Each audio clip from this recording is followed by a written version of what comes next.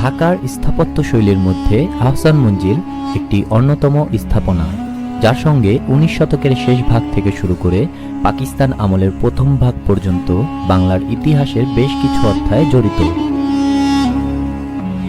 British ভারতের যেসব viceroy governor ও lieutenant governor ঢাকায় এসেছেন তাদের সবাই আহসান মঞ্জিলে আগমন করেছিলেন।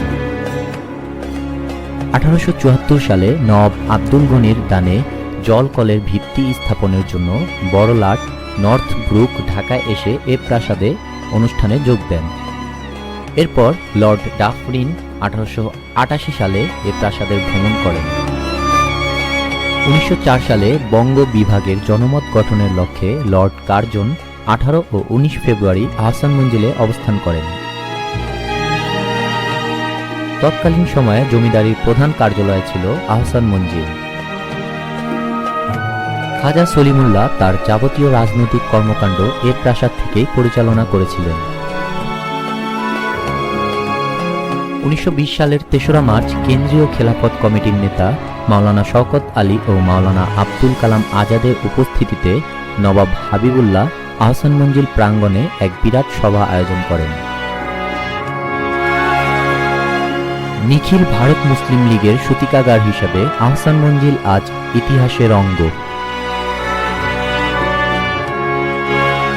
অতঃপর 1952 সালে জমিদারি উচ্ছেদ আইনের আওতায় সরকার ঢাকা নবাব স্টেট অধিগ্রহণ করার মাধ্যমে নবাবী যুগের সমাপ্ত হয়।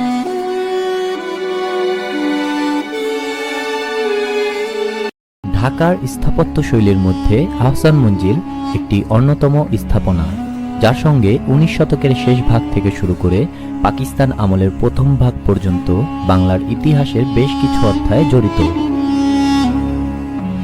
ব্রিটিশ ভারতের যেসব ভাইসরয় গভর্নর ও লেফটেন্যান্ট গভর্নর ঢাকায় এসেছেন তাদের সবাই আহসান মঞ্জিলে আগমন করেছিলেন। 1874 সালে নবাব আব্দুল গনির দানে জল কলের ভিত্তি স্থাপনের জন্য বড়লাট নর্থ ব্রুক ঢাকায় এসে এ প্রাসাদে অনুষ্ঠানে যোগ দেন। এরপর লর্ড ডাফরিন 1888 সালে এ প্রাসাদের ভ্রমণ করেন।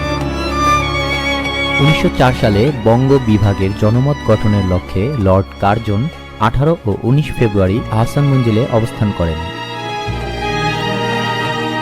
তৎকালীন সময়ে জমিদারির প্রধান কার্যালয় ছিল আহসান মঞ্জিল। খাজা সলিমুল্লাহ তার যাবতীয় রাজনৈতিক কর্মকাণ্ড এ প্রাসাদ থেকেই পরিচালনা করেছিলেন। 1920 সালের 3রা মার্চ কেন্দ্রীয় খেলাফত কমিটির নেতা মাওলানা শওকত আলী ও মাওলানা আব্দুল কালাম আজাদের উপস্থিতিতে নবাব হাবিবুল্লাহ আহসান মঞ্জিল প্রাঙ্গণে এক বিরাট সভা আয়োজন করেন। নিখিল ভারত মুসলিম লীগের সূতিকাগার হিসেবে আহসান মঞ্জিল আজ ইতিহাসের অঙ্গ। অতঃপর 1952 সালে জমিদারি উচ্ছেদ আইনের আওতায় সরকার ঢাকা নবাব স্টেট অধিগ্রহণ করার মাধ্যমে নবাবী যুগের সমাপ্ত হয়।